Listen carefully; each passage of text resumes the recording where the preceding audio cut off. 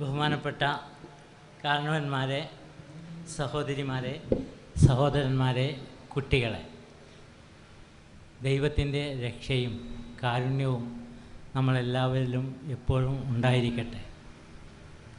ഇവിടെ ദൈവത്തിൻ്റെ രക്ഷയ്ക്കും കാരുണ്യത്തിനും വേണ്ടിയാണ് പ്രാർത്ഥിച്ചത്. അതിന് ഈ ദൈവം ഉണ്ടോ? അതാണ് നമ്മുടെ വിഷയം. ദൈവം ഉണ്ട് എന്ന് മനുഷ്യൻ്റെ ശരീരം പറയും, മനുഷ്യൻ്റെ മനസ്സ് പറയും. ഈ പ്രപഞ്ചത്തിലെ ജന്തുജാലങ്ങൾ, ജീവജാലങ്ങൾ, ഈ പ്രപഞ്ചത്തിലെ ഓരോ തുടിപ്പും മിടിപ്പും പറയും ദൈവമുണ്ട്. എപ്പോഴോ മനുഷ്യൻ രൂപപ്പെട്ടു. പിന്നെ സുഖകരമായ കിടത്തമാണ് മാതാവിൻ്റെ വയറ്റിൽ. ഒരു മനുഷ്യൻ ജീവിതത്തിൽ കിടക്കുന്ന ഏറ്റവും സുഖമുള്ള കിടത്തം ആ കിടത്താണെന്നാണ് പഠനങ്ങൾ പറയുന്നത്. അങ്ങനെ സുഖമായി കിടക്കാൻ ഇക്കണ്ട അവയവങ്ങൾ മുഴുവൻ ആവശ്യമില്ല. പിന്നെ എന്തിനാണ് ഇതൊക്കെ സൃഷ്ടിക്കപ്പെട്ടത്? ആരാണ് ഇതൊക്കെ സൃഷ്ടിച്ചത്? ആ സുഖമുള്ള കിടത്തം എന്നും പറ്റൂല, പുറത്തേക്ക് പോകണം. പുറത്ത് തികച്ചും വ്യത്യസ്തമായൊരു ലോകമുണ്ട്. അവിടെ വായുവുണ്ട്, അത് ശ്വസിക്കാൻ പാകത്തിൽ മൂക്ക്. അവിടെ പല ശബ്ദങ്ങളുമുണ്ട്, അത് കേൾക്കാൻ ചെവികൾ.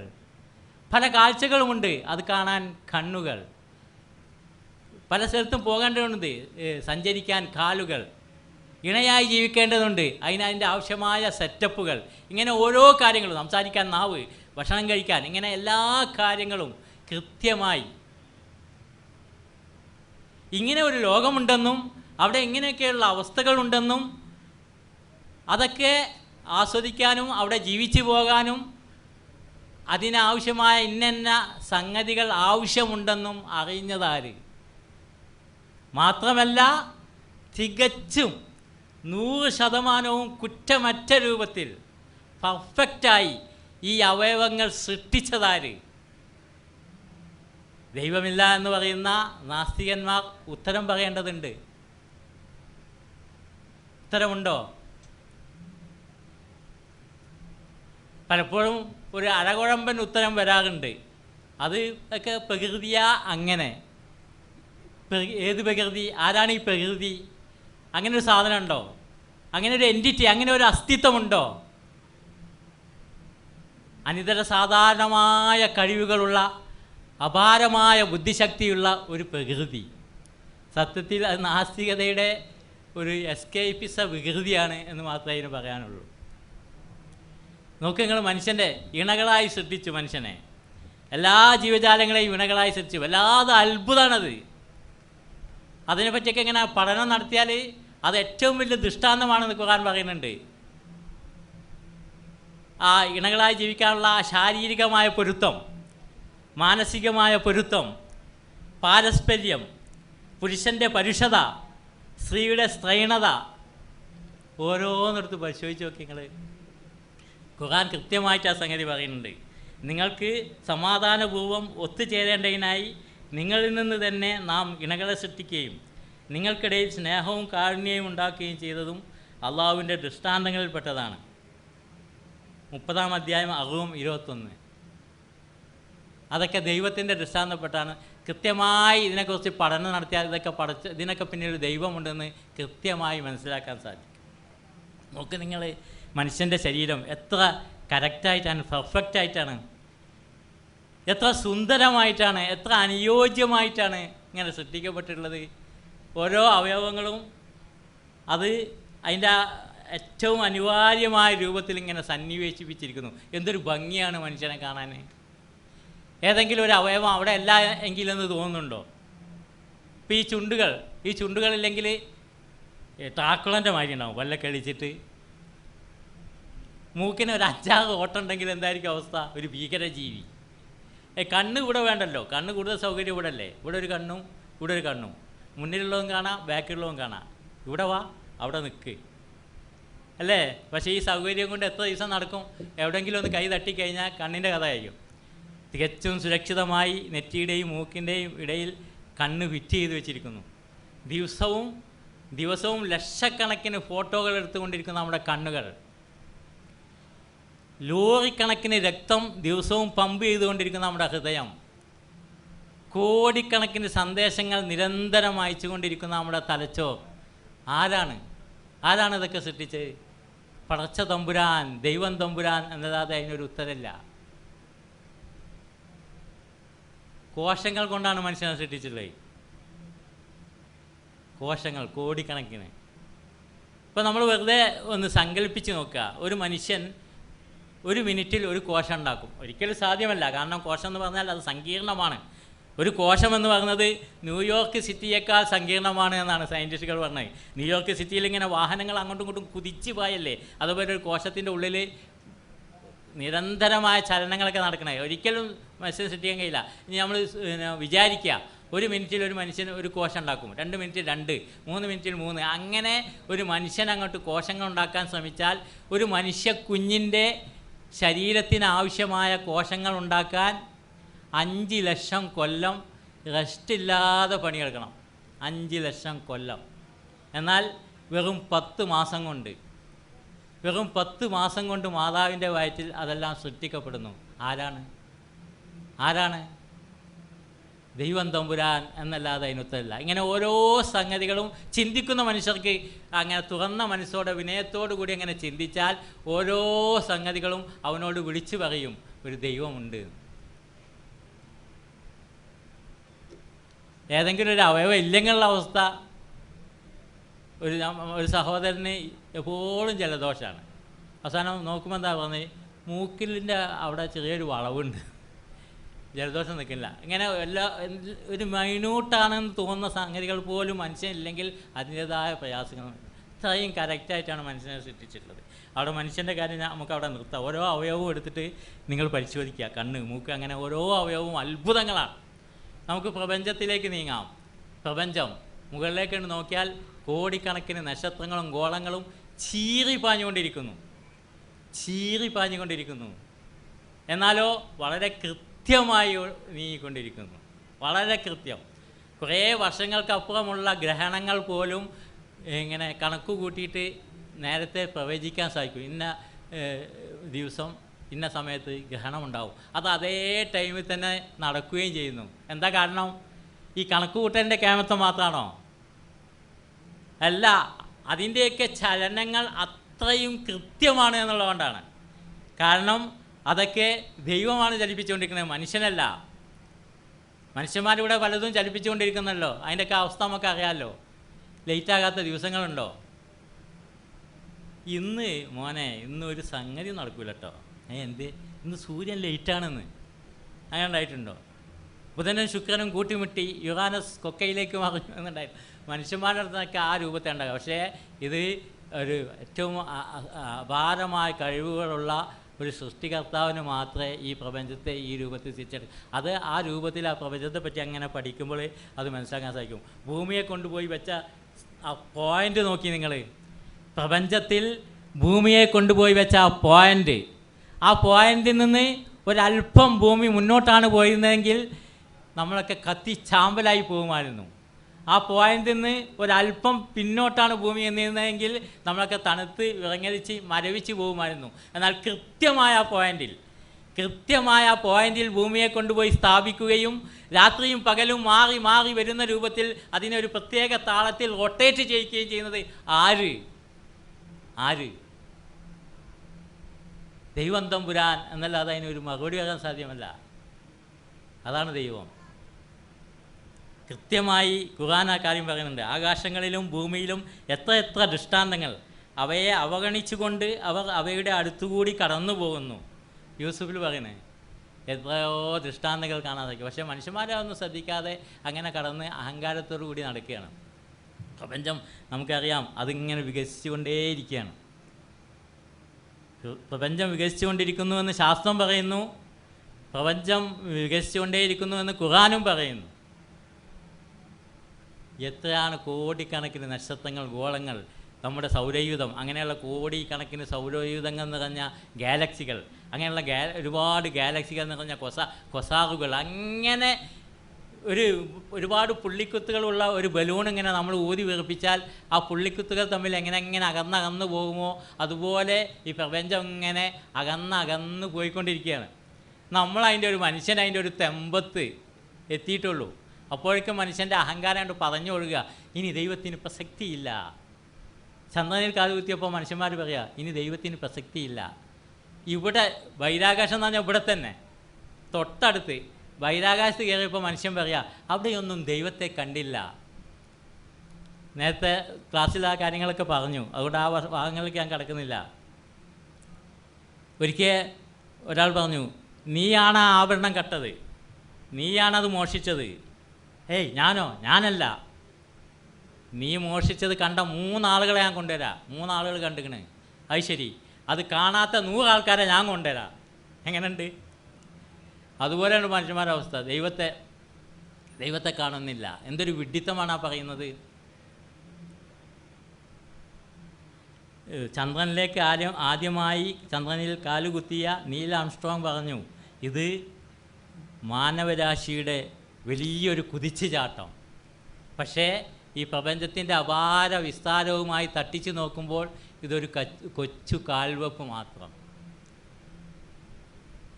അപ്പോൾ നമ്മൾ പ്രപഞ്ചത്തെക്കുറിച്ച് കൃത്യമായി ഒന്ന് പഠിക്കാൻ ശ്രമിച്ചാൽ, അതിൽ ഓരോ കാര്യങ്ങളും മനസ്സിലാക്കാൻ ശ്രമിച്ചാൽ, അതിനൊക്കെ പിന്നിൽ ഒരു സൃഷ്ടികർത്താവിനെ, ഒരു നിയന്ത്രകനെ, ഒരു സംവിധായകനെ, ഒരു നിയാമകനെ തീർച്ചയായും കാണാൻ സാധിക്കും. ഇനി ജന്തുജാലങ്ങളിലേക്ക് വന്നാൽ എന്തൊക്കെ അത്ഭുതങ്ങളാണ്. കടലാമ കടയിൽ നിന്ന് കയറി വന്നിട്ട് ഇങ്ങനെ കുറച്ചെങ്ങനെ മുന്നോട്ട് പോയിട്ട് ആ പൂഴിയിൽ പോയിട്ട് മുട്ട ഇടുന്നു. എന്നിട്ട് അത് പൂഴി കൊണ്ട് മറിച്ചിട്ട് കടലാമ കടലിലേക്ക് തന്നെ പോകുന്നു. കുറേ ദിവസം കഴിഞ്ഞ് ഈ മുട്ട കുട്ടികൾ വിരിഞ്ഞ് കഴിഞ്ഞാൽ നേരെ കടലിലേക്ക് അങ്ങോട്ട് പോവുകയാണ്. ഇങ്ങനെ കുറേ അപ്പുറത്തൊരു കടലുണ്ട് എന്നും ആ കടലിലാണ് ഞങ്ങൾ ജീവിക്കേണ്ടതെന്നും ഈ കടലാമ കുട്ടികൾക്ക് എങ്ങനെ വിവരം കിട്ടി? ആര് പറഞ്ഞു കൊടുത്തു? ആ ഒരു ഉള്ളറിവ് നൽകിയത് ആരാണ്? അതാണ് സൃഷ്ടാവ്. കാട്ടുപോത്ത്, കോങ്കോ തടങ്ങളിലൊക്കെ ഉള്ള തരം കാട്ടുപോത്ത് കൊണ്ട് പ്രസവിച്ച് കഴിഞ്ഞാൽ അപ്പോൾ തന്നെ കുട്ടി ഒരൊറ്റ ഓട്ടാണ്. തള്ളേൻ്റെ അടുത്തുനിന്ന് ഓടി രക്ഷപ്പെടുക ചെയ്യുക. എന്നിട്ട് 3 ദിവസം കഴിഞ്ഞിട്ട് ഇങ്ങനെ പതുക്കെ ഇങ്ങനെ വന്നു നോക്കുക ചെയ്യുക. എന്താ കാരണം? തള്ളല്ലേ, കുട്ടിയല്ലേ, സ്നേഹത്തോടു കൂടി ഒന്ന് നാവുകൊണ്ടൊക്കെ ഒന്നിങ്ങനെ തലോടി തള്ളേൻ്റെ നാവ് എന്ന് പറഞ്ഞാൽ ഭയങ്കര ഒരമുള്ള മുള്ളു പോലത്തെ നാവാണ്. അതുകൊണ്ട് കുട്ടീനെ ഒന്ന് ഇതാക്കിയാൽ അതിൻ്റെ തോല് മുഴുവൻ പോയിട്ട് അത് ചത്തുപോകും. അതുകൊണ്ട് കുട്ടി ഓടണേ. എന്നെ 3 ദിവസം കഴിയുമ്പോഴത്തേ ഈ കുട്ടിക്ക് നല്ല ഉറച്ച തോട് വരികയാണ്.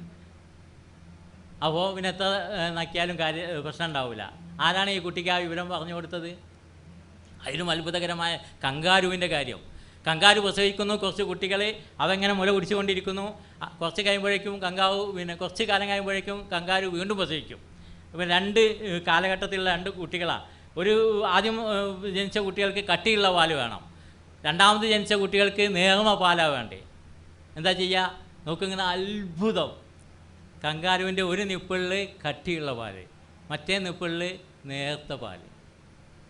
എന്നാൽ ഈ കുട്ടികളോ, ഈ ഇപ്പം ജനിച്ച കുട്ടികൾ എങ്ങാനും കട്ടിയുള്ള പാല് കുടിച്ചാൽ ചത്തുപോകും. പക്ഷെ ഒരിക്കലും അങ്ങനെ മാറി കുടിക്കില്ല, മറ്റേത് ഇങ്ങോട്ടും കുടിക്കില്ല.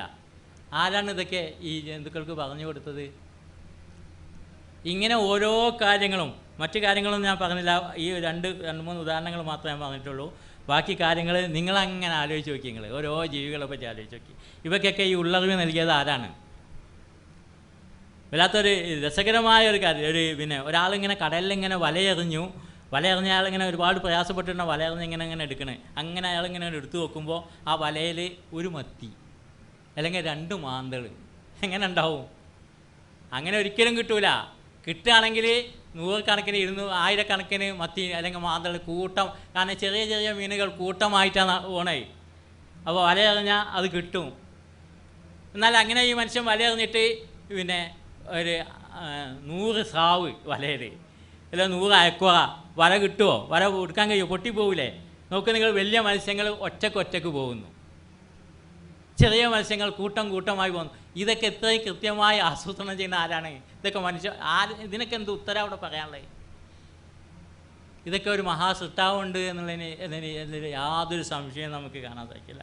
കുരങ്ങിൻ്റെ ഇപ്പം ജനിച്ച കുരങ്ങിൻ്റെ കുട്ടീനെടുത്താണ്ട് നിങ്ങൾ പുഴയിലേക്കാണ് ഇട്ട് നോക്കി, അതങ്ങനെ നീതി രക്ഷപ്പെട്ടു വരും. എന്നാൽ മനുഷ്യൻ ഇപ്പം പ്രസവിച്ച മനുഷ്യൻ്റെ കുട്ടീനെടുത്താണ്ട് പുഴയേക്കാണ്ട് ഇട്ട് നോക്കി, അതങ്ങ് മുങ്ങി മരിക്കും. പരിണാമം ഇങ്ങനെ വളർന്ന് ഉയർന്ന് പടിയായി അവസാനം കുരങ്ങിലെത്തി. കുരങ്ങെന്ന് ഇങ്ങോട്ട് മനുഷ്യന്മാർക്ക് എത്തിയപ്പോഴേക്കും ഉള്ള കഴിവ് ഇല്ലാതായിപ്പോയോ? അതുവരെ ഉണ്ടായിരുന്ന കഴിവ് പിന്നെയും പുരോഗമിക്കല്ലാതെ ഉള്ള കഴിവ് നഷ്ടപ്പെട്ടു പോവുകയാണ്. കുരങ്ങൻ്റെ വാല് പോയപ്പോഴേക്കും ഉള്ള കഴിവും പോയി എന്നതാണോ? ഇതാണോ പരിണാമം എന്ന് പറയുന്നത്?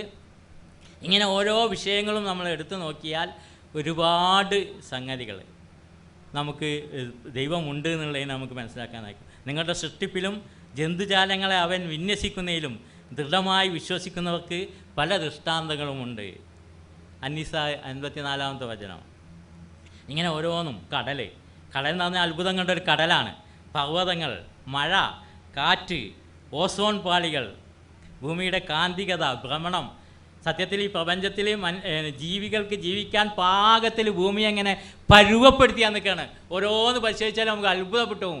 ഭൂമി എങ്ങനെ പരുവപ്പെടുത്തി നിൽക്കുകയാണ്. ഈ ഓസോൺ പാളികൾ, മറ്റ് സംഗതികളൊന്നും ഇങ്ങോട്ട് തടസ്സപ്പെടുത്തുന്ന ഓസോൺ പാളികൾ, ഭൂമിൻ്റെ കാന്തികത, ഭ്രമണം. നമ്മളിപ്പം ഞാൻ ഇപ്പോൾ ഇവിടെ നിൽക്കുമ്പോഴും നിങ്ങളിവിടെ ഇരിക്കുമ്പോഴും ഭൂമി സ്പീഡിൽ കറങ്ങിക്കൊണ്ടിരിക്കുകയാണ്. ഭൂമി അതിൻ്റെ മേലെ നമ്മൾ ഈ നിൽക്കുന്നത് നമ്മൾ അറിയുന്നുണ്ടോ? നമ്മൾ സുഖമായിട്ട് നിൽക്കുന്നു, സുഖമായിട്ട് ഇരിക്കുന്നു, ഒരു പ്രശ്നമില്ല. നോക്കി നിങ്ങൾ, എന്തൊരു അത്ഭുതമാണത്. ഇങ്ങനെ ഓരോ സംഗതികൾ എടുത്ത് നോക്കിയാലും അതിലൊക്കെ നമുക്ക് ആ സംഗതികൾ മനസ്സിലാക്കാം. അതുമാതിരി ജൈവ പാരസ്പര്യം, കൊടുക്കലും വാങ്ങലുകൾ. നമ്മൾ കാർബൺ ഡയോക്സൈഡ് അങ്ങോട്ട് വിടുന്നു, മറ്റേത് അത് സ്വീകരിക്കുന്നു, ഓക്സിജൻ അങ്ങോട്ട് വിടുന്നു. ഓരോ ജീവികളും അങ്ങോട്ടും ഇങ്ങോട്ടുള്ള ഒരു പാരസ്പര്യം. ഇപ്പം ഏറ്റവും ചെറിയ കാണാൻ പറ്റാത്ത ബാക്ടീരിയ, അതില്ലെങ്കിലുള്ള അവസ്ഥ ആലോചിച്ച് നോക്കി നിങ്ങൾ. ബാക്ടീരിയ ഈ ഭൂമിയിലില്ല എങ്കിലോ നമുക്ക് നടക്കാൻ കഴിയില്ല. നടക്കണ മുഴുവൻ ശവങ്ങളെ ചവിട്ടിക്കാണ്ട് നടക്കേണ്ടി വരും ബാക്ടീരിയ ഇല്ലെങ്കിൽ. ഇങ്ങനെ ഓരോ സംഗതികൾ എടുത്ത് നോക്കിയാൽ മുളച്ചു പൊന്തുന്ന സസ്യങ്ങൾ, പാറ പോലത്തെ മണ്ണിൻ്റെ ഒന്നിങ്ങനെ സസ്യങ്ങൾ ഇങ്ങനെ മുളച്ചു പൊന്തുന്നു. ആ സസ്യം ഒന്നിങ്ങനെ അമർത്തി പിടിച്ചാൽ അത് പൊട്ടിപ്പോവും. ഇത്രയും പാറ പോലത്തെ മണ്ണ് മുളച്ച് വന്ന സസ്യമാണ്. എന്തൊരു അത്ഭുതമാണത്. പാറയിൽ നിന്ന് ഇങ്ങനെ കൂണ് തൊടുമ്പോഴേക്കും പൊട്ടിപ്പോകുന്ന കൂണുകൾ, പാറകളിൽ നിന്ന് മുളച്ച് വരുന്ന കൂണുകൾ. അപ്പോൾ നമ്മളിങ്ങനെ കുറച്ച് സമയം ഇങ്ങനെ സ്വതന്ത്രമായിട്ടിങ്ങനെ ഒരുപാട് സംഗതികളുണ്ട്. പലതും ഫോണ് കുത്തിക്കാനും മറ്റേ സംഗതി ദുനിയാവിൻ്റെ പരക്കപ്പാച്ചുകളൊക്കെ ഉണ്ടെങ്കിലും കുറച്ച് സമയം ഇങ്ങനെ ഒറ്റയ്ക്ക് ഇങ്ങനെ ഓരോ സംഗതികൾ നോക്കാൻ നിന്നാൽ ഒരുപാട് അത്ഭുതങ്ങൾ കാണാൻ സാധിക്കും. അതിനൊക്കെ പിന്നിലൊരു സൃഷ്ടാവിനെ കാണാൻ സാധിക്കും. പിന്നെ അതിനൊക്കെയുള്ള മറുപടികൾ എന്താ? ഒന്ന്, അതൊക്കെ യാദൃശ്ചികമായി ഇങ്ങനെ ഉണ്ടായതാണ്. ഒരു യാദൃശ്ചികമായിട്ട്, ഓക്കെ, യാദൃശ്ചികം. ആ സംഗതി എങ്ങനെ ഉണ്ടായത്? അത് യാദൃശ്ചികമായി. വല്ല യാദൃശ്ചികമായിട്ട് സംഭവിച്ചു, വല്ലാത്ത യാദൃശ്ചികം തന്നെ. ശരി, പിന്നെ അതെങ്ങനെ ഉണ്ടായത്? അതും യാദൃശ്ചികം. മറ്റേതെങ്ങനെ ഉണ്ടായി? അതും യാദൃശ്ചികം. ഈ എന്ത് യാദൃശ്ചികത അത്? യാദൃശ്ചികത ആവർത്തിക്കുമോ? ഒരു കടലാസിൽ, ചെറിയ കടലാസ് 1, 2, 3, 4 അങ്ങനെ 10 വരെ എഴുതിയിട്ട് ഒരു പാത്രത്തിലിട്ട് ഇങ്ങനെ കുലുക്കിയിട്ട് ഇങ്ങനെ എടുത്താൽ 1, 2, 3 അങ്ങനെ ക്രമമായി കിട്ടുമോ? ഒരിക്കലും കിട്ടില്ല. 1000 കോടിയിൽ ഒരു സാധ്യത മാത്രമേ അങ്ങനെ കൃത്യമായിട്ട് 1 മുതൽ 10 വരെ കിട്ടാൻ 1000 കോടിയിൽ ഒരു സാധ്യത മാത്രമാണ്. യാദൃശ്ചികത ഒരിക്കലും ആവർത്തിക്കില്ല. യാദൃശ്ചികം എന്ന് പറഞ്ഞാൽ ഏറ്റവും വലിയ വിഡ്ഢിത്താണ്. കുറേ ഒരു മരക്കഷ്ണങ്ങൾ അങ്ങോട്ട് പൊട്ടിയിട്ട് കുറേ മരക്കഷ്ണങ്ങൾ പൊട്ടിയിട്ട് പുഴയിലൂടെ, ശക്തമായ ഒഴുക്കിലൂടെ പുഴയിലൂടെ അങ്ങനെ ഒഴുകി ഒരുപാട് വർഷങ്ങൾ ഈ മരക്കഷ്ണങ്ങൾ ഇങ്ങനെ ഒഴുകിയിട്ട് അവസാനം ഏതൊക്കെയോ അങ്ങോട്ട് കണ്ടുമുട്ടി ഇങ്ങോട്ട് കണ്ടുമുട്ടി അങ്ങനെ എല്ലാം കൂടി യാദൃശ്ചികമായ ഒരു കപ്പലുണ്ടായി എന്ന് പറഞ്ഞാൽ നോക്കി നിങ്ങൾ എന്തൊരു വിഡ്ഢിത്താണ് പറയുന്നത്. പിന്നെ പറയുന്നത് ഇതെല്ലാം സ്വയംഭൂവാണ്. സ്വയം അങ്ങനെ അങ്ങോട്ട് ഉണ്ടായതാണ്. സ്വയംഭൂ ആകാനുള്ള ക്വാളിഫിക്കേഷൻ ഈ പ്രപഞ്ചത്തിനില്ല. സ്വയംഭൂ ആകുന്നതൊന്നും മാറ്റം സംഭവിക്കില്ല. ഈ പ്രപഞ്ചം നിരന്തരം മാറ്റങ്ങൾക്ക് വിധേയമാണ്. മാറ്റങ്ങൾക്ക് വിധേയമാവുന്നത് സ്വയംഭൂ ആവില്ല. നശിക്കുന്നത് സ്വയംഭൂ ആവില്ല. ഈ പ്രപഞ്ചം നശിക്കും. പ്രപഞ്ചത്തിൽ പലതും നശിച്ചുകൊണ്ടിരിക്കുന്നു. ISROയിലെ തലവൻ സോമനാഥ് സാർ, അദ്ദേഹത്തോട് ഒരു ചാനലിൽ ചോദിക്കുന്ന ആളെ ബോഡി ലാംഗ്വേജ് കണ്ടാൽ ആ ചോദ്യത്തിൽ ഈ പ്രപഞ്ചം നശിക്കുമോ? നശിക്കൂല, ഒരിക്കലും നശിക്കൂല എന്ന ഉത്തരം കിട്ടുമെന്നുള്ള രൂപത്തിലാണ് ചോദിക്കണമെന്നാണ് തോന്നിപ്പോവുക. അദ്ദേഹം കറക്റ്റ് കട്ടുണ്ടായിട്ട് പറഞ്ഞു പ്രപഞ്ചം നശിക്കും, ഉറപ്പായിട്ടാണ് പറഞ്ഞു. ഈ ഭൂമിയെ സൂര്യൻ വിഴുങ്ങുമെന്ന് പറഞ്ഞു. ഇതൊക്കെ നശിച്ചു പോകുന്നതിന് സ്വയംഭൂ ആകാനുള്ള ക്വാളിഫിക്കേഷനില്ല. സ്വയംഭൂ ആകുന്നത് അത് മാറ്റങ്ങൾക്ക് വിധേയമാകാത്ത, നശിക്കാത്ത, ജനിക്കാത്ത, മരിക്കാത്ത ഒരൊറ്റ ശക്തിക്ക് മാത്രമേ സ്വയംഭൂ എന്ന് പറയാനുള്ള അവകാശം ഉണ്ടാകുന്നുള്ളൂ. ഇനി മറ്റൊന്ന്, നമ്മുടെ മുമ്പിലൊക്കെ നമ്മളൊക്കെ കയ്യിലുണ്ട് ഒരു ചെറിയ ഗ്രന്ഥം. ആ ഗ്രന്ഥം മനുഷ്യനോട്, ആ ഗ്രന്ഥം ഒന്ന് ഉള്ളു തുറന്ന് മനസ്സറിഞ്ഞ് വിനയത്തോടു കൂടി ആ ഗ്രന്ഥത്തിലൂടെ ഒന്ന് കടന്നുപോയാൽ ആ ഗ്രന്ഥം മനുഷ്യനോട് പറയും ദൈവം ഉണ്ട് എന്ന്. അത്രയും ഉജ്ജ്വലമായ ഗ്രന്ഥമാണ് ആ ഗ്രന്ഥം. ഖുർആൻ ശാസ്ത്രഗ്രന്ഥമല്ല, പക്ഷേ ഖുർആൻ പരാമർശിച്ച ശാസ്ത്രീയ സൂചനകളുടെ ആധികാരികത. ഖുർആൻ ഒരു ചരിത്രഗ്രന്ഥമല്ല, പക്ഷേ ഖുർആനിൽ പറഞ്ഞ ചരിത്ര സംഭവങ്ങളുടെ വസ്തുനിഷ്ഠത, ഖുർആൻ പ്രവചിച്ച പ്രവചനങ്ങളുടെ സത്യസന്ധത, ഖുർആനിലെ നിയമനിർദ്ദേശങ്ങളുടെ പ്രായോഗികത, ഖുർആൻ്റെ ആശയത്തിൻ്റെ ഗംഭീരത, ഖുർആനിലെ വചനങ്ങളുടെ വശ്യത, അതിൻ്റെ പാരായണത്തിൻ്റെ മനോഹാരിത, മറ്റ് ഗ്രന്ഥങ്ങളുമായി അതിനെ വേറിട്ട് നിർത്തുന്ന അതിൻ്റെ അന്യൂനത, ഓരോന്നും വിളിച്ചു പറയും ദൈവമുണ്ട്. ഇത് ഒരു മനുഷ്യൻ എഴുതിയ വരികളല്ല. വമാഹാദ ഖൗലുൽ ബഷർ, ഇതൊരു മനുഷ്യൻ്റെ വരികളല്ല, ഇത് ഒരു മഹത്തായ ഗ്രന്ഥമാണ്, ഒരു ദൈവത്തിൻ്റെ ഗ്രന്ഥമാണെന്ന് ഖുർആനിൻ്റെ ഓരോന്നും നമ്മോട് എടുത്ത് പറയും. പഠിച്ചു നോക്കൂ, വിനയം നിറഞ്ഞ മനസ്സോടെ, തുറന്ന മനസ്സോടെ വായിക്കൂ, പഠിക്കൂ. എത്രയോ ആളുകൾ പഠിക്കുന്നു, സത്യം കാണുന്നു, കടന്നു വരുന്നു. ഇവിടെ ഓരോ വചനങ്ങൾ, ഇപ്പോൾ ഖുർആനിലെ ഭൂണശാസ്ത്രവുമായി ബന്ധപ്പെട്ട് ഡോക്ടർ കേത്ത് മൂർ, അദ്ദേഹം കുറച്ച് കുട്ടികൾക്ക് ഇങ്ങനെ ക്ലാസ് എടുത്തുകൊണ്ടിരിക്കുക. അദ്ദേഹം ഇപ്പോൾ അടുത്ത കാലത്താണ് അദ്ദേഹം ഭ്രൂണത്തിൻ്റെ ഓരോ ശരീരത്തിൽ ഭ്രൂണം വളരുന്ന ഓരോ ഘട്ടങ്ങളും കൃത്യമായി കുട്ടികൾക്ക് ഇങ്ങനെ പറഞ്ഞു കൊടുത്തുകൊണ്ടിരിക്കുമ്പോൾ ഒരു കുട്ടി എഴുന്നേറ്റിട്ട് പറഞ്ഞു, ഇതേ രൂപത്തിൽ ഖുർആൻ പറഞ്ഞിട്ടുണ്ട്. അദ്ദേഹം ഇങ്ങനെ ആ കുട്ടിയെ മുഖത്ത് നോക്കി ഇരിക്കാൻ പറഞ്ഞു. പക്ഷേ അദ്ദേഹത്തിന് മനസ്സിലേക്ക് കൊണ്ടു. അദ്ദേഹം പിന്നീട് പോയി ഖുർആൻ വായിച്ചു നോക്കി. കൃത്യമായിട്ട് സൂറത്തുൽ മുഅ്മിനൂനിൽ ആ വയറ്റിലുള്ള കുഞ്ഞിൻ്റെ വളർച്ച ഘട്ടമായി വളരെ കൃത്യമായി പറഞ്ഞിരിക്കുന്നു. അദ്ദേഹം അത്ഭുതപ്പെട്ടു പോയി. അദ്ദേഹം ജനങ്ങളെ മുഴുവൻ വിളിച്ചു വരുത്തി ഒരു സെമിനാർ നടത്തിയിട്ട് ആ കാര്യം കൃത്യമായി പറഞ്ഞു. 1984 ഡിസംബർ 10 ടൈംസ് ഓഫ് ഇന്ത്യ ആരുടെയും കയ്യിലുണ്ടെങ്കിൽ, 84 ഡിസംബർ 10 ടൈംസ് ഓഫ് ഇന്ത്യ ഉണ്ടെങ്കിൽ അതിങ്ങടുത്ത് നോക്കി അതിൽ വലിയൊരു ഇതിൽ തന്നെയുള്ള ഹെഡിങ്ങോട് കൂടി ഒരു വാർത്ത കാണാം. ഖുർആൻ ക്രോസ്ഡ് അവർ മോഡേൺ സയൻസ്. ഖുർആൻ ക്രോസ്ഡ് അവർ മോഡേൺ സയൻസ്. ഇതാണ് ആ വിഷയം. തായ്ലൻഡിലെ അനാട്ടമി വിഭാഗം തലവൻ ഡോക്ടർ തവട്ട തഹസോണ അദ്ദേഹത്തെ സ്വാധീനിച്ചത് ഖുർആനിൽ പറഞ്ഞൊരു സംഗതിയാണ്. ഈ തൊലികൾ വേദനയെക്കുറിച്ച്. സത്യത്തിൽ മനുഷ്യ ശരീരത്തിലെ വേദന മുഴുവൻ തൊലികൾക്ക് പുറത്താണ്, സെൻസറി നോംസ്. തൊലികളാണ് പോയി കഴിഞ്ഞാൽ പിന്നെ വേദന അനുഭവിക്കില്ല. ആ കാര്യം കൃത്യമായി ഖുർആനിൽ പറയുന്നുണ്ട്. തീർച്ച നമ്മുടെ തെളിവുകൾ നശിപ്പിച്ചവരെ നാം നരകാഗ്നിയിലിടും. അവരുടെ തൊലികൾ വെന്തു പോകുമ്പോഴെല്ലാം അവർക്ക് നാം വേറെ തൊലികൾ മാറ്റിക്കൊടുക്കും, അവർ വേദന ആസ്വദിക്കുന്നതിന് വേണ്ടി. 4-ാം അധ്യായം 50-ാമത്തെ വചനം കൃത്യമായി പറഞ്ഞു. അദ്ദേഹത്തെ ഏറ്റവും അദ്ദേഹം ഇസ്ലാം മതത്തിലേക്ക് വന്നു, അദ്ദേഹത്തെ അത്ഭുതപ്പെടുത്തിയ അതാണ്. അതുപോലെ ആകാശങ്ങളിലേക്ക് അവിടെ ഹൃദയം നെരുങ്ങിയതും ഇടുങ്ങിയതുമാകും. ആകാശങ്ങളിലേക്ക് കയറി പോകുന്നതിനെ പോലെ ഇപ്പം അന്നത്തെ കാലത്തൊന്നും ആരും ആ മുകളിലേക്ക് കയറിപ്പോയില്ല.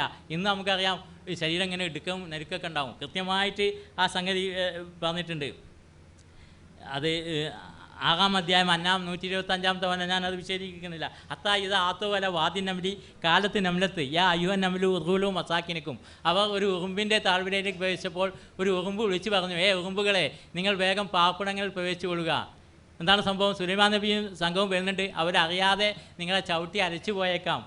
ഈ ആയത്ത് അന്ന് ഇറങ്ങിയപ്പോൾ അന്നത്തെ അവർക്കൊക്കെ വല്ലാത്ത അത്ഭുതം. ഇങ്ങനെ ഉറുമ്പിൻ്റെ താഴ്വര, സുലൈമാൻ നബി ഇങ്ങനെ വരുന്നു, ഈ ഉറുമ്പ് ഇങ്ങനെ വിളിച്ചു വരുന്നത്, അതൊക്കെയായിരുന്നു അവരുടെ അത്ഭുതം. ഇന്ന് ഈ ഒരു ആയത്ത് വായിച്ചിട്ട് ഒരു പറ്റം ഉറുമ്പ് ശാസ്ത്രജ്ഞന്മാരിങ്ങനെ അന്തം വിട്ട് നിൽക്കുകയാണ്. എത്രയോ വർഷങ്ങൾ മുമ്പ് ഒരു ഗ്രന്ഥത്തായി പറഞ്ഞത്. അവർക്കറിയാം, അവർ ഉറുമ്പിനെ പറ്റി മാത്രം പഠിക്കുന്ന ആളുകളാണ്, ഉറുമ്പിൻ്റെ എല്ലാ കാര്യങ്ങളും. അപ്പോൾ അവർക്കറിയാം ഉറുമ്പിൻ്റെ ഇതിൽ എല്ലാ സംഗതികളും എല്ലാ പണികളും ചെയ്യുന്നത് പെണ്ണുറുമ്പുകളാണ്. കൂടുണ്ടാക്കുന്നത്, കൂടുതൽ സാധനങ്ങൾ കൊണ്ടുവരുന്നത്, ഭക്ഷണ സാധനങ്ങൾ കൊണ്ടുവരുന്നത്, കൂടുതൽ സംരക്ഷിക്കുന്നത്, കാവൽ നിൽക്കുന്നത് എല്ലാം പെണ്ണുറുമ്പുകളാണ്. ഇവിടെ കൃത്യമായിട്ട് പറയുന്നു, ആത്തവും അല്ല വാദി നമ്ലി കാലത്ത് നമ്ലത്ത്. ഒരു പെണ്ണുറുമ്പ് പറഞ്ഞു. ആ എന്നുള്ള ഒരു അക്ഷരത്തിൽ ഒരു ഗ്രന്ഥത്തിൻ്റെ ദൈവികത ഇങ്ങനെ തൂങ്ങി പിടിച്ചിരിക്കുകയാണ്. കാലത്ത് നമ്ലത്ത്.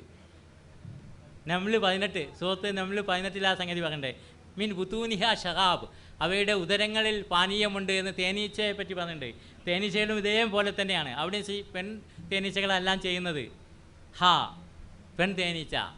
ഈ രൂപത്തിൽ ഓരോ ഖുർആനിലേക്ക് അങ്ങോട്ട് ഇറങ്ങിക്കഴിഞ്ഞാൽ അതിനൊക്കെ പിന്നിൽ നമുക്ക് അവർക്ക് ഇരുമ്പും നാം ഇറക്കി കൊടുത്തു. വല്ലാത്തൊരു വചനാണത്. അവർക്ക് ഇവിടെ എല്ലാം. അപ്പോൾ ഇതെന്താ ഇപ്പോൾ ഇരുമ്പിനെ പറ്റി മാത്രം പറഞ്ഞത്? ഇവിടെ എല്ലാം ഇല്ലേ? എല്ലാം ഉണ്ട്, പക്ഷേ ഇരുമ്പ് ഇവിടെ ഇല്ല. ഇരുമ്പ് ഇവിടെ ഉണ്ടാവില്ല. ഇരുമ്പ് ഈ സൗരയൂഥത്തിൽ തന്നെ ഉണ്ടാവില്ല. അതാണ് ഇരുമ്പ്. ഇരുമ്പ് ഉണ്ടാകണമെങ്കിൽ, ഇരുമ്പ് സിന്തസൈസ് ചെയ്യണമെങ്കിൽ 200 മുതൽ 300 മില്യൺ ഡിഗ്രി താപം ഉണ്ടാവണം, എന്നാലേ ഇരുമ്പ് സിന്തസൈസ് ചെയ്യപ്പെടും. അത് ഇവിടെ ഇല്ലല്ലോ. സൂര്യൻ്റെ താപം എന്ന് പറയുന്നത് വെറും 6000 ഡിഗ്രിയാണ്. മറ്റേത് 200 മുതൽ 300 വരെ മില്യൺ ഡിഗ്രി താപം വേണം. സൂര്യൻ്റെ താപം അതിനുണ്ടാവില്ല. അപ്പോൾ ഇരുമ്പ് ഇവിടെ ഉണ്ടാവില്ല. ശാസ്ത്രം പറഞ്ഞ എന്താ അറിയോ? സൂപ്പർനാവ, ഏതോ നക്ഷത്രം, വലിയ ഭീമൻ നക്ഷത്രം സൂപ്പർനാവയിലൂടെ പൊട്ടിത്തെറിച്ചിട്ട് ഇങ്ങോട്ട് വിസർജിച്ചു എന്നാണ്. ഭൂമിയിലേക്ക് ഇങ്ങോട്ട് വിസർജിച്ചു ഇരുമ്പിനെ എന്ന് ശാസ്ത്രം പറഞ്ഞത്. ഖുർആൻ പറയുന്നു ഇരുമ്പിനെ നാം ഇറക്കി കൊടുത്തു. എത്ര ലഘുവായിട്ട്. ഇരുമ്പില്ലെങ്കിൽ ഭൂമിയിൽ ജീവിതമില്ല, ഭൂമിയിലെ കാന്തികത ഉണ്ടാവില്ല, ഭൂമിയിൽ ഊർജ്ജം ഉണ്ടാവില്ല. ഇരുമ്പിനെ നാം ഇറക്കി കൊടുത്തു. അത്ഭുതമാണ്. ഇങ്ങനെ ഖുർആനിലൂടെ ഇങ്ങനെ ഇറങ്ങിപ്പോയാൽ നമുക്ക് അതിലൊക്കെ പിന്നിൽ പടച്ചവനെ കാണാൻ സാധിക്കും, യാതൊരു സംശയമില്ല. മനുഷ്യൻ്റെ നീതിബോധം പറയും പടച്ചവനുണ്ട്. ഒരു വീട്ടിലേക്ക് 3 മുഖംമൂടികളാണ്ട് കടന്നു ചെന്നു. അവിടുത്തെ ഉപ്പാനെയും ഉമ്മാനെയും പിടിച്ച് കെട്ടി. ഓടി വന്ന മകനെ കുത്തിക്കൊന്നു. അയാളുടെ ഭാര്യയെ ബലാത്സംഗം ചെയ്ത് കൊന്നു. ആ വീട്ടിലുള്ള സകല പണവും ആഭരണങ്ങളും എടുത്തുകൊണ്ട് അങ്ങോട്ട് പോയി. ആരാന്നറിയില്ല, എവിടുന്ന് വന്നതെന്നറിയില്ല.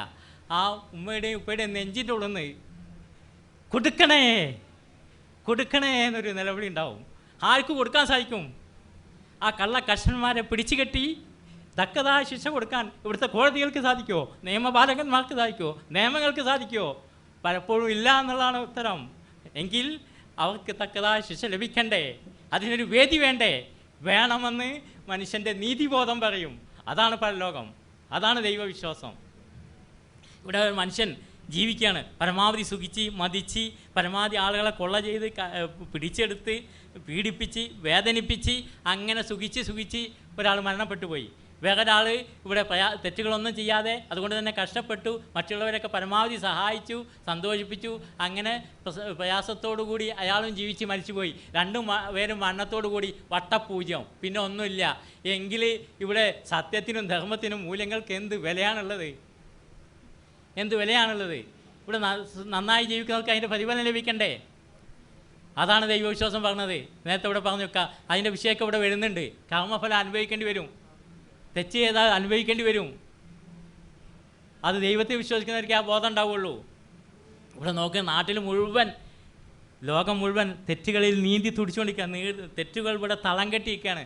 തെറ്റില്ലാത്ത സംഗതിയില്ല. പണ്ട് പിന്നെ നമ്പൂതിരിയോട് അയാളെ മോനെ പറ്റി ആളുകൾ പറയാം, മോൻ അങ്ങനെ ചെയ്തു ഇങ്ങനെ ചെയ്തു, മോൻ അത് തെറ്റ് ചെയ്തു ഈ തെറ്റ് ചെയ്തു, മോനെ പറ്റി ഒരുപാട് കുറ്റങ്ങൾ പറഞ്ഞപ്പോൾ നമ്പൂതിരി പറഞ്ഞു, നോമിൻ്റെ ഉണ്ണി നല്ലോനാ. അതെന്താ?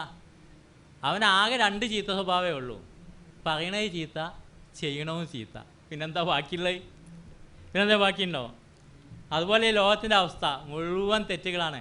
എന്നാൽ ഞാൻ പറയും, സത്യമായിട്ട് അനുഭവപ്പെടുന്ന സത്യം, ഇവിടെ ഒരു വലിയ വിഭാഗം ആളുകൾ കൃത്യമായി നന്മയിൽ ഉറച്ചു നിന്നുകൊണ്ട് നന്മയുടെ തുരുത്തുകളായി തെറ്റുകൾ ചെയ്യാതെ അവിടെ ജീവിക്കുന്നുണ്ട്. അത് ഉറച്ച ദൈവവിശ്വാസമല്ല, വെറുതെ സാദാശീത വിശ്വാസമല്ല. ഞാൻ ഇതാണ് പറഞ്ഞെടുക്കണമല്ല. ഉറച്ച ദൈവവിശ്വാസമുള്ള മനുഷ്യരാണെങ്കിൽ അവർ തെറ്റ് ചെയ്യാതെ ഇവിടെ നിൽക്കും. അങ്ങനെയുള്ള നന്മയുടെ തുരുത്തുകൾ ഇവിടെ ഉണ്ട്. അത് ദൈവവിശ്വാസം കൊണ്ടുണ്ടാകുന്നതാണ്. അതാണ് ദൈവവിശ്വാസം.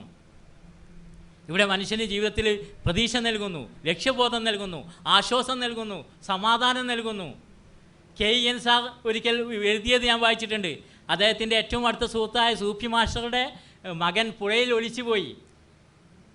KN സൂഫിയുടെ മാസ്റ്ററുടെ വീട്ടിൽ വന്നിട്ട് ആകെ വല്ലാത്തൊരവസ്ഥ, എന്താ പറയണ്ടേ, എങ്ങനെ ആശ്വസിപ്പിക്കേണ്ടത് എന്നറിയാതെ ഞാൻ ആകെ വിഷമിച്ചു പോയിന്നാ. അപ്പോൾ സൂഫി മാസ്റ്റർ KNൻ്റെ പുറത്തിട്ടിട്ട് പറയാ, സാരല്ലടാ, ഞാൻ ഓനെ സ്വർഗത്തിൽ നിന്ന് കണ്ടോളാ. അതാണ് വിശ്വാസം, അതാണ് പ്രതീക്ഷ. വേറെ ആർക്കും കിട്ടൂല. ഒരു ഉമ്മയും മോനും വളരെ നല്ല അടുപ്പത്തിലാണ്. എല്ലാ സംഗതിയിലും അങ്ങോട്ടും ഇങ്ങോട്ടും പറഞ്ഞ് ഫ്രണ്ട്സിനെ പോലെ ജീവിക്കുന്ന ഉമ്മയും മോനും. ഒരു ദിവസം രാവിലെ എഴുന്നേറ്റപ്പോൾ ഉമ്മ എഴുന്നേൽക്കുന്നില്ല, മരണപ്പെട്ടു പോയി. എന്തൊരു വിഷമമായിരിക്കും, എന്തൊരു പ്രയാസമായിരിക്കും. പക്ഷെ അതിൻ്റെയൊക്കെ അപ്പുറം നേരിയ പ്രതീക്ഷയുടെ ഒരു മുട്ട് അവിടുന്ന് കാണാം. അവിടുന്ന്, അതാണ് വിശ്വാസം. അവിടുന്ന് ഇവിടെ പിഞ്ചു കുട്ടികളെ ബോംബിട്ട് കൊന്നുകൊണ്ടിരിക്കുന്ന ആശുപത്രികളിലുമൊക്കെ ബോംബിട്ട് കൊടുന്ന് പറന്ന് നടക്കുന്നവരുണ്ടല്ലോ, ഇവർ നിങ്ങൾ കാലാകാലം ഇങ്ങനെ പറന്ന് നടക്കുക, അങ്ങോട്ട് വരും, അങ്ങോട്ട് വരും, അവിടുന്ന് കാണാം. അതാണ് ദൈവവിശ്വാസം. ഇത്രമാത്രം പ്രതീക്ഷയും സമാധാനവും നൽകുന്ന ഒരു വിശ്വാസം വേറെ എന്താ ഉള്ളത്? ഇതൊന്നും ആളുകൾക്ക് ഇല്ലാതെക്കണം എന്തുകൊണ്ടാണ് അറിയോ?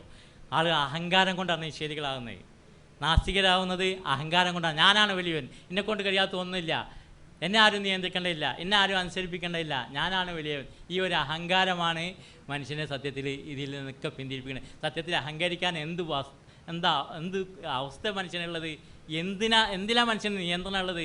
എന്താ മനുഷ്യന് ഇഷ്ടത്തിനനുസരിച്ച് നടക്കുന്നത്? മനുഷ്യൻ്റെ ജനനം, മനുഷ്യൻ്റെ വളർച്ച, മനുഷ്യന് വരുന്ന രോഗങ്ങൾ, മനുഷ്യൻ്റെ മരണം, ശ്വസനം, ദഹനം, രക്തചംക്രമണം, കിഡ്നിയുടെ പ്രവർത്തനം, തലച്ചോറിൻ്റെ പ്രവർത്തനം, എന്തെങ്കിലും മനുഷ്യൻ്റെ നിയന്ത്രണത്തിലാണോ? എന്തെങ്കിലും മനുഷ്യനെ അറിയുന്നതിനനുസരിച്ചാണോ? ഇഷ്ടത്തിനനുസരിച്ചാണോ അവിടെ നടക്കുന്നത്? നിസ്സാരനാണ് മനുഷ്യൻ, നിസ്സഹായനാണ് മനുഷ്യൻ. എന്നിട്ട് അഹങ്കരിക്കുകയാണ്, ഞാനാണ് വലിയവൻ. ഒരു മുടി ഇങ്ങനെ നരച്ച്, എൻ്റെ ഒരു മുടി നരക്കണ്ടെന്ന് തീരുമാനിക്കാൻ എനിക്ക് കഴിയുമോ? നരച്ചിട്ട് ഇങ്ങോട്ട് വരും.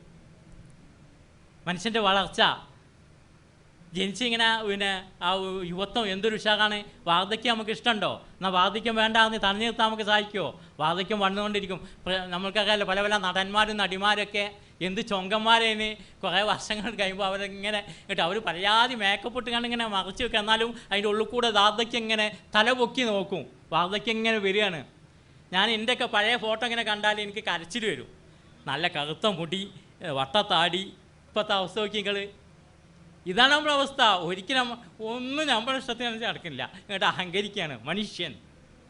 അഹങ്കാരമാണ് മനുഷ്യനെ. ശിഷ്യൻ ചോദിക്കേണ്ട, ഗുരുവോ ദൈവത്തെ എപ്പോഴാണ് കാണുക? നീ നിന്നെ കാണാതാവുമ്പോൾ ദൈവത്തെ കാണും. നീ എന്ന ഭാവം, ഞാൻ എന്ന ഭാവം അതാണ്ട് ഇല്ലാതാവുമ്പോൾ ദൈവത്തെ കാണും. അപ്പോഴേ ദൈവത്തെ കാണാൻ കഴിയുള്ളൂ. ഞാൻ എന്ന് പറഞ്ഞ് നടക്കുമ്പോൾ ദൈവത്തെ കാണുകയില്ല. ഞാൻ അവസാനിപ്പിക്കുകയാണ്. ഡോക്ടർ ഉസ്മാൻ സാഹിബ് പറഞ്ഞില്ലേ, അറിവ് പ്ലസ് അഹങ്കാരം ദൈവനിഷേധം, അറിവ് പ്ലസ് വിനയം ദൈവവിശ്വാസം. ഒരു ദൈവം ഉണ്ടെന്ന് മനസ്സിലാക്കാൻ അങ്ങനെ അപാരമായ ബുദ്ധിയും അതൊന്നും ആവശ്യമില്ല. സാധാരണക്കാർക്ക് പോലും എല്ലാവർക്കും ഈ പ്രപഞ്ചത്തിലേക്ക് ഇങ്ങോട്ട് നോക്കിയാൽ ദൈവം ഉണ്ടെന്ന് മനസ്സിലാക്കാൻ സാധിക്കും. എല്ലാവർക്കും പഠിച്ചാൽ ബുദ്ധിയാണ് നിങ്ങളല്ലോ, പണ്ടൊരു തമിഴൻ വന്നിട്ട് മലയാളിയോട് പറഞ്ഞു, നിങ്ങൾ മലയാളികൾക്ക് ഭയങ്കര ബുദ്ധിയാണല്ലോ. ഞങ്ങൾക്ക് ഭയങ്കര ബുദ്ധി തന്നെയാണ്. എങ്ങനെ നിങ്ങൾക്ക് ആ ബുദ്ധി കിട്ടി? ഒന്ന് പറഞ്ഞു തരുമോ? അതിപ്പോൾ പറഞ്ഞു തരാൻ ഞങ്ങളൊരു പ്രത്യേക മത്സ്യം കഴിക്കുന്നുണ്ട്, അതുകൊണ്ടാണ്. ആ മത്സ്യം എന്താണെന്ന് ഒന്ന് പറഞ്ഞു തരുമോ? അത് പറഞ്ഞു തരാൻ പറ്റില്ല. പ്ലീസ് എനിക്ക് മാത്രം ഒന്ന് പറഞ്ഞു തന്നാളേ. ഒരു 500 രൂപ തന്നാൽ ഞാൻ അതിൻ്റെ ഒരു സാമ്പിൾ തരാം. തമിഴൻ പോയിട്ട് 500 രൂപ കൊണ്ട് കൊടുത്ത്, മലയാളി ആ പൈസ വാങ്ങിയാണ്ട് ഒരു സാധനം ഇങ്ങനെ കൊണ്ടുപോയി കൊടുത്തു. തമിഴ്നാട്ടിങ്ങനെ വാങ്ങിയിട്ട് ഇങ്ങനെ ചമിച്ച് നോക്കിയിട്ട്, ഇത് ഉണക്കൽ മാന്തളല്ലേ, കണ്ടോ ഒരു കഷ്ണം തിന്നപ്പോഴേക്കും ബുദ്ധി വെച്ച് തുടങ്ങി. ഇവിടെ ആർക്കാ ബുദ്ധിയുള്ളത്? തമിഴനും ബുദ്ധിയുണ്ട്, മലയാളിക്കും ഉണ്ട്. പക്ഷേ മലയാളി സമർത്ഥമായി ആ ബുദ്ധി ഉപയോഗപ്പെടുത്തുന്നു. നമുക്ക് ലഭിച്ച ഈ ബുദ്ധി സമർത്ഥമായി വിനയത്തോടുകൂടി ഉപയോഗപ്പെടുത്താൻ ശ്രമിച്ചാൽ നമുക്ക് പടച്ചതമ്പുരാനെ കാണാൻ സാധിക്കും. ആ രൂപത്തിൽ അത് ഉപയോഗപ്പെടും. എല്ലാന്നുണ്ടെങ്കിൽ നല്ല സുഖമാണ്. ദൈവമില്ല എന്നൊക്കെ പറഞ്ഞാൽ സുഖമാണ്, പിന്നെ തോന്നിയമാതിരി ജീവിക്കാമല്ലോ, നല്ല സുഖമാണല്ലോ. ദൈവമില്ല, തോന്നിയമായി ജീവിക്കാം. പക്ഷേ ആ സുഖം കൊണ്ട് എത്ര ദിവസം നടക്കും? പണ്ടത്തെ ഒരു പാട്ടില്ലേ, സുഖം ഇത് പോകും സുയിപ്പായി തീരും സക്കറാത്തിൽ മൗത്തിൻ്റെ നേരം ഹത്താ സുത്തുമുൽ മക്കാബിർ, നിങ്ങൾ ഖബറിടങ്ങൾ സന്ദർശിക്കുന്നവരെ, മരണം വരെ, അതുവരെ നിങ്ങളെ വടായും അഹങ്കാരവും എല്ലാ കാട്ടിക്കൂട്ടലും ഉണ്ടാവും. മരണത്തോടുകൂടി കഴിയും. അത് വരുന്നതിന് മുമ്പ് വിനയത്തോടുകൂടി പഠിക്കുക. ഈ പ്രപഞ്ചത്തിലേക്ക് കണ്ണു തുറന്ന് നോക്കുക. ദൈവത്തെ നിങ്ങൾ കാണും, മനസ്സുകൊണ്ട് കാണും, അനുഭവം കൊണ്ട് കാണും, അറിവുകൾ കൊണ്ട് കാണും, നേരിട്ട് കണ്ണുകൊണ്ട് കാണൂല എന്ന് മാത്രം. അല്ലാഹുവേ, എല്ലാം നല്ലവരായ ആളുകൾ ഇവർക്കും നീ ഹിദായത്ത് നൽകണേ തമ്പുരാനെ.